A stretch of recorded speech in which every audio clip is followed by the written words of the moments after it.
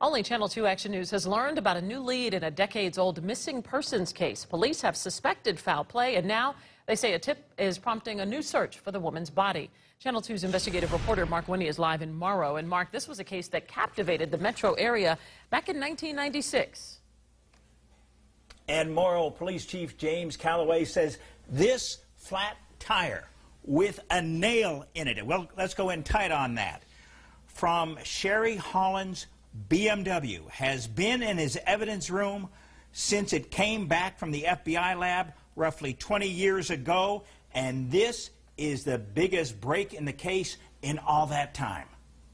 It's our hope, and it's my personal prayer, that we do find Sherri Holland out there in the woods tomorrow to bring some closure to this family. Morrow Police Chief James Callaway says more than 2 decades later, the disappearance of Sherri Holland remains perhaps Morrow's biggest unsolved mystery, and one of Metro Atlanta's as well, and now a new lead in the case. I received an electronic anonymous tip. Leads him to believe the remains of Ms. Holland, a beautiful blonde whose BMW was found abandoned beside Interstate 75 in August 1996 with a flat tire. And this is the nail in the tire. May repose in a patch of woods Morrow police plan to search Wednesday with the GBI, Clayton County Sheriff's deputies, and 4 cadaver dogs from South Carolina. The tipster had said that there were some items found that were purported to be Sherri Vanessa Holland's personal effects. Callaway says her dogs turned up miles from her car, and he's personally corroborated the new tip. He says the car contained a loaded gun, more than $2,400 in cash, a purse, but no wallet and no suitcases, though she had just departed from Flagler Beach, Florida,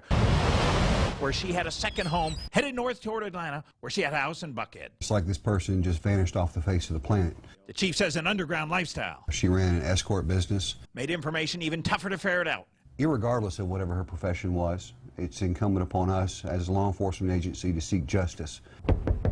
GBI case agent Fred Mays, now the Bureau's Director of Internal Affairs, says the case took him from Atlanta to Flagler Beach. Ask was they see anybody with Sherri Holland on that particular day. To Tennessee, and involved dozens of interviews and several searches. Foul play is most certainly suspected in this case.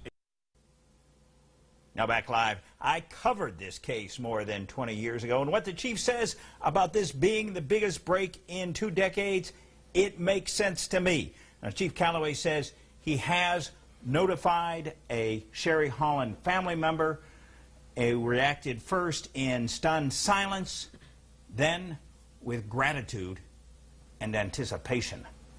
Reporting live outside the Morrow Police Evidence Room, Mark Winne, Channel 2 Action News. And certainly they have waited a long time for this closure. Mark, thank you.